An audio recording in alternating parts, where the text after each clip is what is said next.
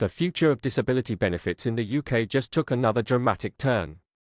In a move that has left millions waiting for answers, the Department for Work and Pensions has now officially delayed its controversial plans to reform Personal Independence Payment, or PIP.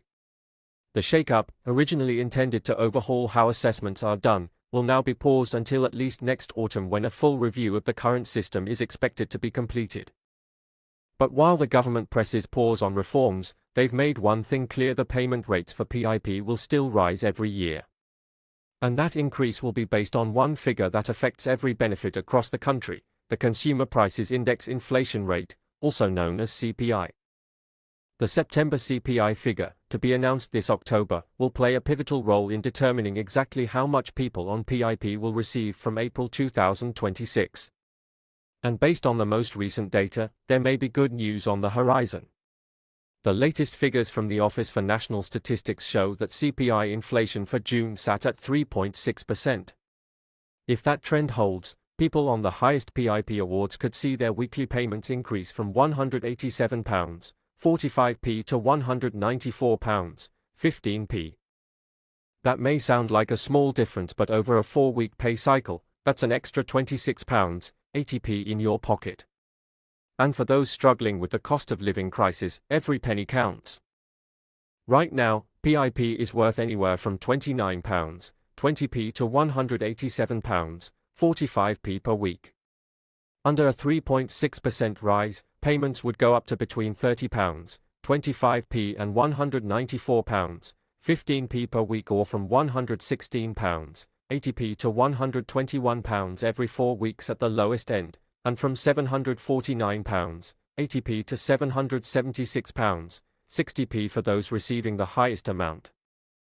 But before you celebrate or panic, here's the catch: the September CPI rate, the one used to set benefits, hasn't been published yet.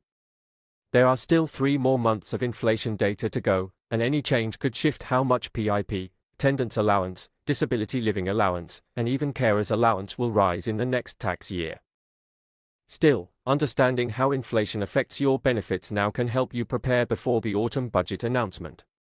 Because once the figure is locked in, that's what sets the tone for your payments throughout the entire year ahead.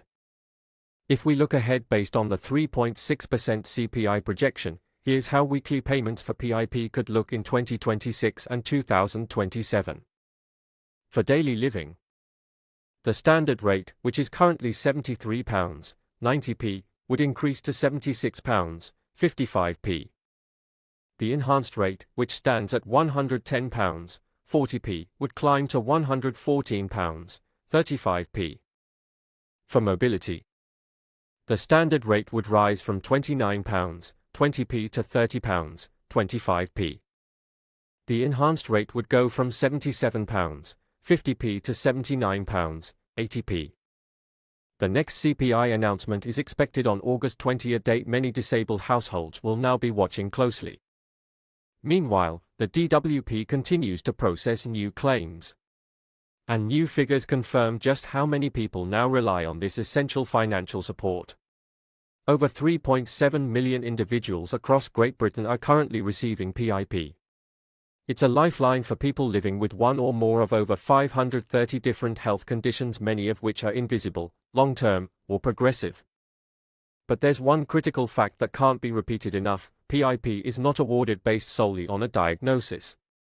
It's assessed based on how your condition affects your ability to live your daily life, to cook, clean, wash, communicate, and move around. Each claim is unique, and that's what makes the system complex and often stressful. Let's break it down further. PIP is divided into 2 components, one for daily living and one for mobility. You can qualify for one or both, and the amount you get depends on how severely your condition impacts your life.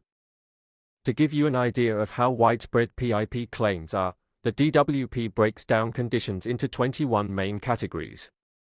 These umbrella terms cover the 536 health conditions officially recognized in the system.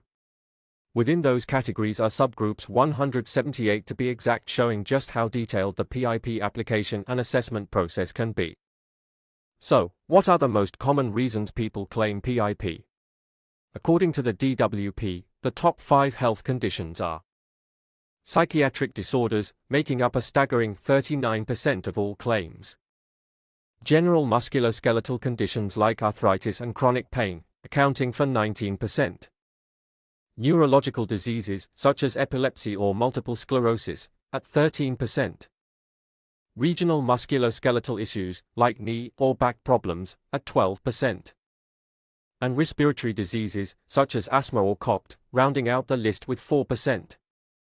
These conditions might differ in name and type, but the reality is the same: they affect people's ability to live independently and with dignity.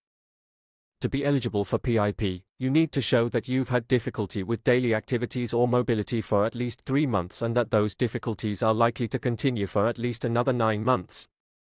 You also usually need to have lived in the UK for at least 2 of the past 3 years and be present in the country when you apply. The DWP outlines specific activities that determine whether you might qualify. These include preparing and eating food, managing medication, bathing and using the toilet, dressing and undressing, communicating, reading, understanding information, making decisions about money, planning journeys, and physically moving around. Your ability to perform each task is assessed in terms of how safely you can do it, how long it takes, how often you struggle, and whether you need help either from a person or from special equipment. If you are terminally ill, different rules apply, and you can find detailed information about this on the official gov.uk website. PIP is usually paid every 4 weeks unless you're terminally ill, in which case it's paid weekly. Payments go directly into your bank or building society account, and every claim is subject to review to ensure you're receiving the right amount. So how is your claim assessed? When you apply, you'll be scheduled for an assessment with a healthcare professional. This can be face-to-face, over the phone, by video, or done via a paper-based review. The DWP and the health assessor decide which method is best based on the information you've provided and your specific circumstances. Making a claim isn't as simple as filling out a form. You'll need to provide detailed personal information, including your contact details, date of birth, national insurance number, and your bank details. You'll also need to give the names and numbers of your doctors or health workers, as well as details of any time you've spent abroad, in a care home, or in hospital. It's also important to know that PIP cannot be backdated. Payments begin from the date you start your claim, so if you think you might qualify, don't delay. Every week you wait could mean money lost. Let's circle back to why this all matters. With the government's proposed PIP reforms now delayed until after a full review, and with the inflation-linked benefit uprating still in flux, now is the time to stay informed. Because behind every statistic is a real person, someone who might be struggling to pay bills, afford heating, or maintain their independence. And while the benefit uprating process may seem like a routine annual affair, the truth is it's a vital moment in the year for millions. A few pounds more in support can mean the difference between stress and survival, between isolation and independence. So, if you or someone you know relies on PIP, don't wait until the changes take you by surprise. Watch those inflation announcements. Prepare for potential increases. And if you think you're eligible, make your claim. Help is available, and you deserve to receive every penny of support that reflects your real-life needs. This is more than a system update. It's a moment of truth for the UK's disability benefits and how we as a society choose to support those living with long-term conditions. Stay informed. Stay empowered. And if you found this video helpful, make sure